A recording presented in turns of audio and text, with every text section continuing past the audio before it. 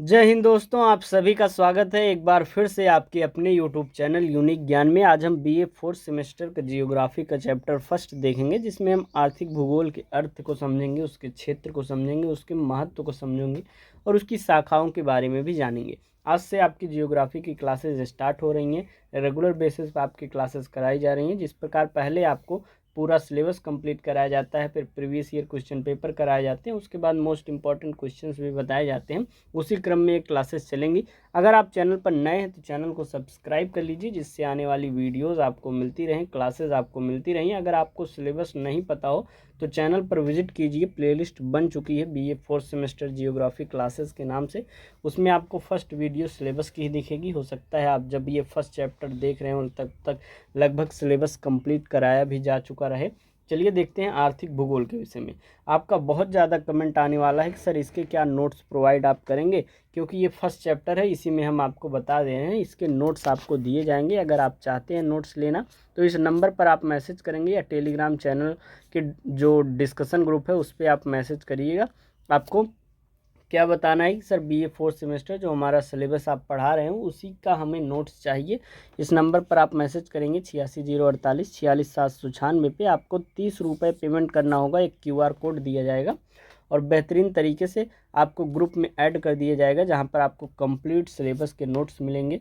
Comprehensive coverage, easy to understand language में रहेंगे, exam focused रहेंगे और प्रीवियस ईयर क्वेश्चन पेपर आपको एक्सप्लेन करके उसको जो है उसका भी पीडीएफ नोट्स दिया जाएगा। मोस्ट इंपॉर्टेंट क्वेश्चंस भी दिए जाएंगे। अगर आपके कमेंट्स आते हैं, जैसे पिछली बार आपके बहुत कमेंट आए थे, सर प्लीज़ मुझे जो सीरीज होती है उसका पीडीएफ दे दीजिए, मैं ख़रीदना नहीं चाहता हूँ, पढ़ लेना चाहता हूँ, तो वह भी आपको दे दी जाएगी।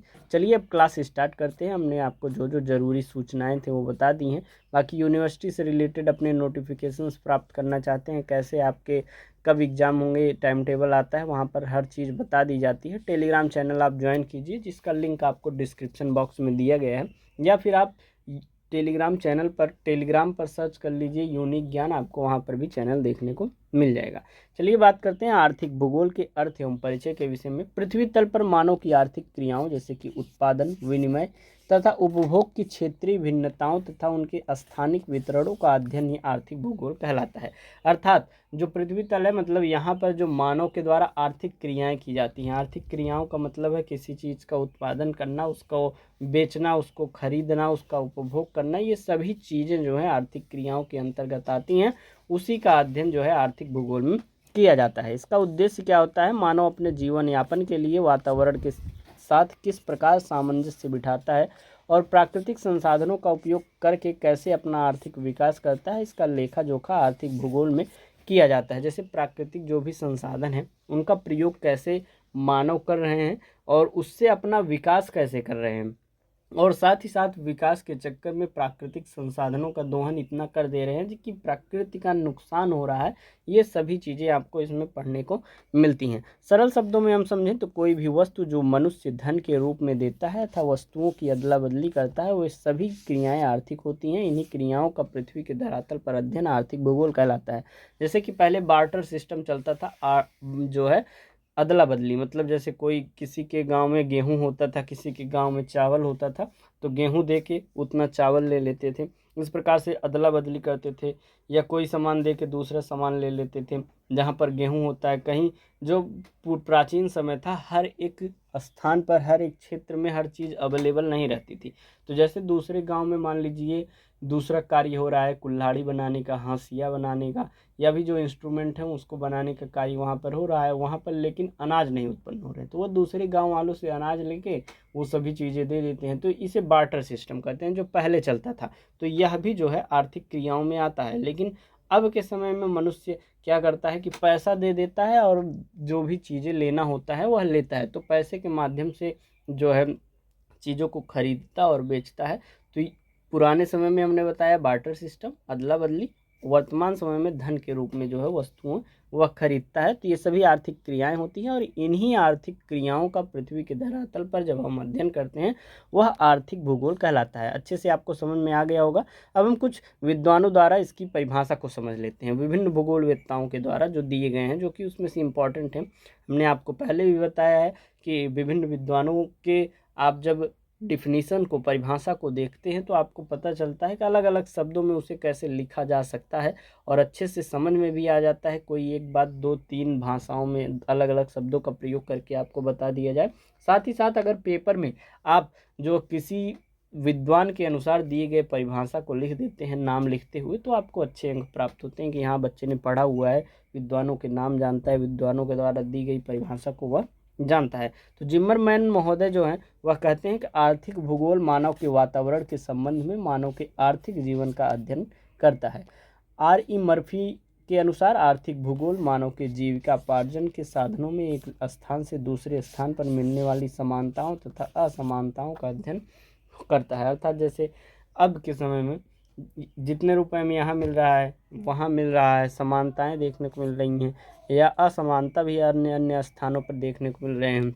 तो आर्थिक क्रियाओं का कुल मिला के अध्ययन ही क्या कहलाता है? आर्थिक भूगोल कहलाता है। चिसोल्म के अनुसार आर्थिक भूगोल के अंतर्गत उन सभी भौगोलिक परिस्थितियों का वर्णन आता है जो वस्तुओं की उत्पत्ति, उनके विनिमय एवं स्थानांतरण पर प्रभाव डालती है।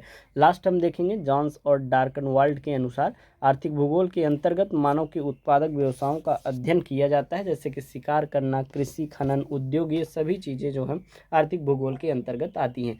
अभी तक बिल्कुल आपको आर्थिक भूगोल अच्छे से समझ में नहीं आया होगा, मतलब आ गया होगा, और अब भी नहीं आया है तो आपको लास्ट पॉइंट एक बार हम व्यवहारिक रूप में क्या क्या चीज़ें यह बताती हैं आर्थिक भूगोल जो है उसको एक बार समझा देते हैं और अच्छे से आपको समझ में आ जाएगा। आर्थिक भूगोल जो है उसकी प्रकृति और मूल प्रश्न की बात करें तो आर्थिक भूगोल मुख्य रूप से 5 प्रश्नों के उत्तर देता है। सबसे पहला क्या है?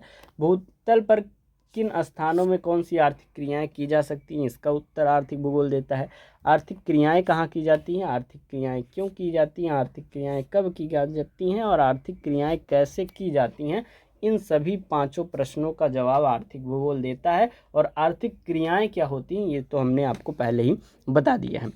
मूल मंत्र क्या है? प्राकृतिक संसाधनों को कहाँ, क्यों, कैसे और कब उपयोग किया जाता है, इन प्रश्नों का विश्लेषणात्मक अध्ययन ही आर्थिक भूगोल का मूल मंत्र होता है। अब हम अच्छे से आर्थिक भूगोल को समझ गए हैं।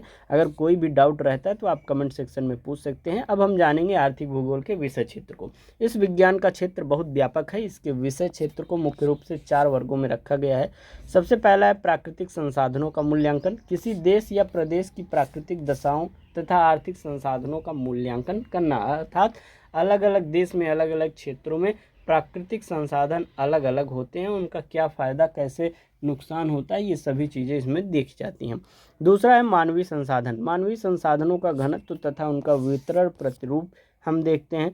सांस्कृतिक तत्व, मानवीय संस्कृति, तकनीक तथा पूंजी का अध्ययन इसमें हम करते हैं। स्थानिक वितरण, मानव की विभिन्न आर्थिक क्रियाओं के स्थानिक वितरण का अध्ययन तथा उन पर प्राकृतिक वातावरण का प्रभाव क्या होता है इसके बारे में हम जानते हैं। ये तो हो गए आपके क्षेत्र। अब हम देखें आर्थिक भूगोल की प्रमुख शाखाओं के बारे में। तो मानव की आर्थिक क्रियाओं के आधार पर इसे 5 महत्वपूर्ण शाखाओं में बांटा गया है। सबसे पहला प्राथमिक उद्योगों का भूगोल, जिसमें प्राचीन और बुनियादी व्यवसायों का अध्ययन हम करते हैं, जैसे कि शिकार करना, भोजन संग्रहण करना, पशुचारण, मत्स्य पालन, लकड़ी काटना, ये सभी प्राथमिक उद्योग कहलाते हैं और ये पहला शाखा इसका है प्राथमिक उद्योगों का भूगोल।